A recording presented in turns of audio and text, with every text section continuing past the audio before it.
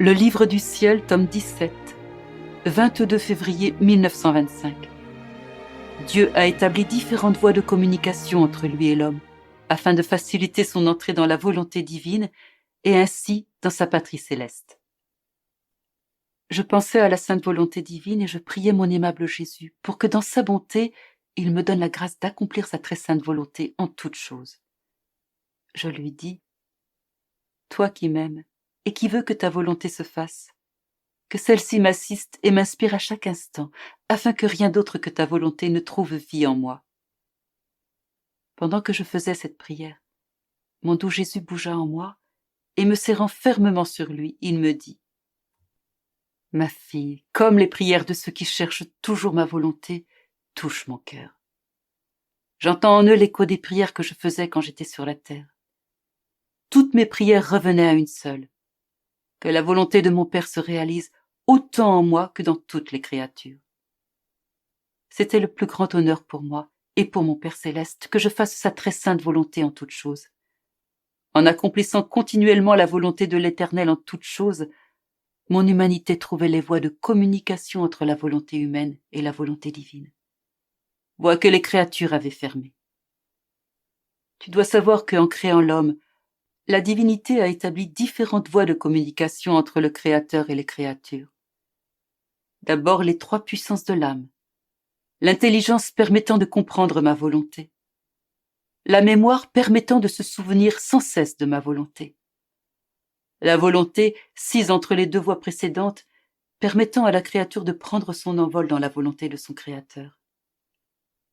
L'intelligence et la mémoire étaient les supports, la défense et la force de la volonté, afin qu'elle ne dévie ni à droite ni à gauche.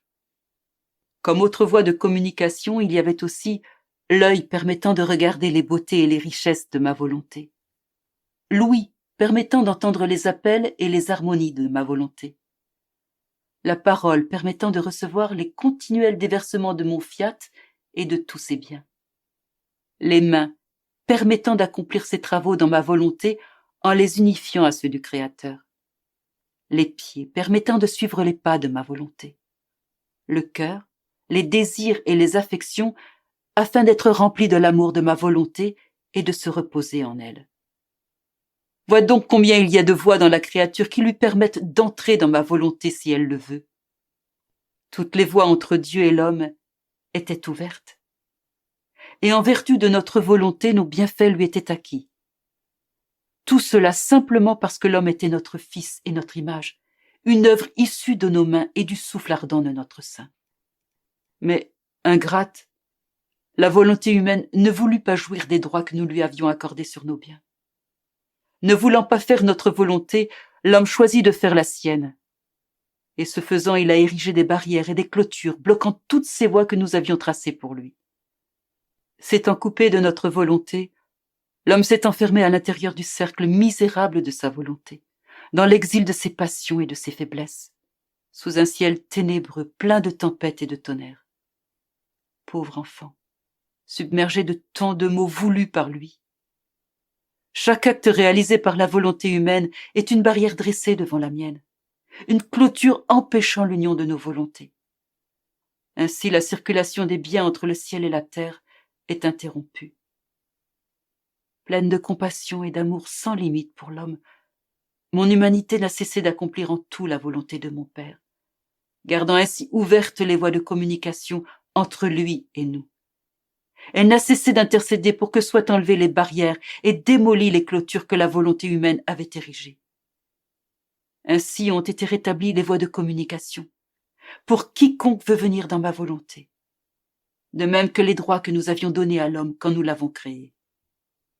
Ces voies de communication sont nécessaires pour faciliter le voyage, afin que l'homme puisse fréquemment effectuer des petites visites dans sa patrie céleste.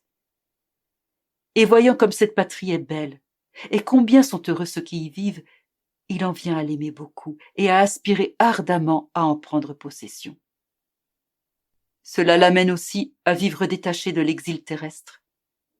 Ces voies étaient nécessaires pour amener l'homme à s'élever fréquemment vers sa véritable patrie, afin de la connaître et de l'aimer. Un signe que l'âme est dans ses voies et qu'elle aime sa céleste patrie c'est que se plaçant sur les chemins de notre volonté, elle fait ses petites visites. C'est aussi un signe pour toi. Ne te souviens-tu pas des nombreuses fois où tu as pris le chemin du ciel et pénétré dans les régions célestes? Puis, une fois complétée ta brève visite, tu es revenu vers ton exil, comme t'y invitait ma volonté. Oh, combien l'exil te semblait laid et insupportable à cause de ton amour pour la patrie céleste.